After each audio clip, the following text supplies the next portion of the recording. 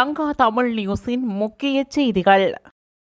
சாவகச்சேரி காவல்துறை பிரிவிற்குட்பட்டு கைதடி தென்கிழக்கு மூர்த்தியாவத்தை கந்தசாமி கோயில் பகுதியில் உள்ள தோட்ட கிணற்றில் பிறந்து ஒரு நாளான சிசுவின் சடலம் மீட்கப்பட்டுள்ளது.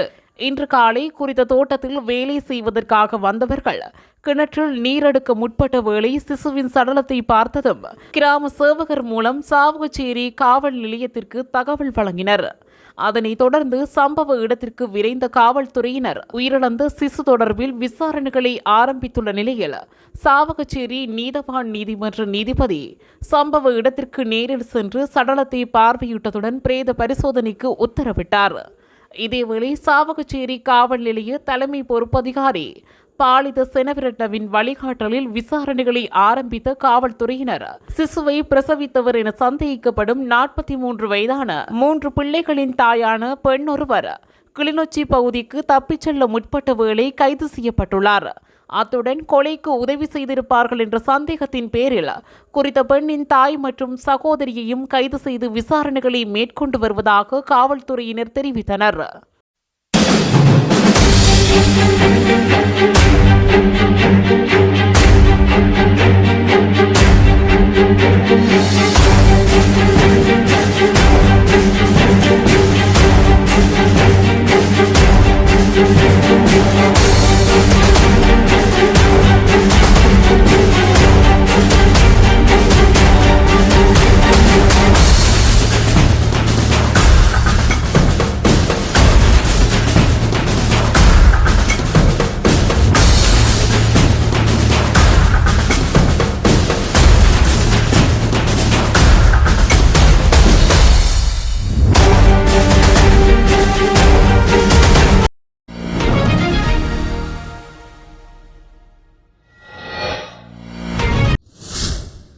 செய்திகளை உடனுக்குடன் அறிந்து கொள்ள நம்ம சேனலை மறக்காம சப்ஸ்கிரைப் பண்ணுங்க.